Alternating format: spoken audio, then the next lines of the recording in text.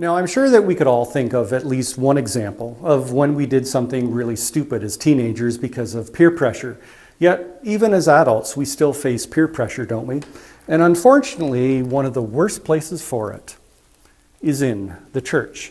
And it's something that I refer to as pew pressure. Pew pressure is when at church you feel as though you have to conform to certain beliefs, behaviors, or mannerisms simply because that's what everyone else at church is doing.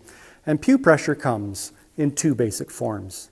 The first form is when preferences are treated as though they're gospel truths, when certain mannerisms, forms of expression, or perhaps a preference for a certain music style are popularized. And if you don't go along with the crowd, well, then obviously you're just not as spiritual as everyone else. Now, a funny personal story, though it wasn't very funny at the time, was when I was in my late 20s, I was attending a charismatic service at an Anglican church that I was going to at the time. And during the time of singing, the woman leading the meeting announced that God had just told her that he wanted everyone to get up out of the pews and to start dancing and marching throughout the aisles. And so everyone abruptly got up, but me, Mr. Unspiritual. And as you might expect, it was a very tense and awkward time. I was the only one in the entire church still sitting down.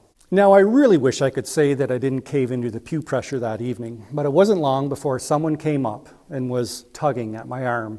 And so I reluctantly got up and started to do the jig, just like everyone else. So is dancing in church unbiblical?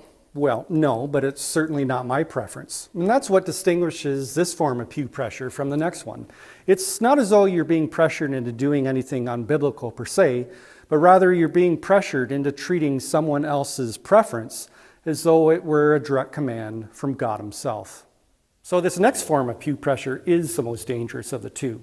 It is when we are being asked to conform to clearly unbiblical teachings and behaviors. And it's at that time that we need to practice what we preach to our teenagers. We need to stand our ground and not go along with everyone else. Yes, we may be ostracized. Yes, we may be called names.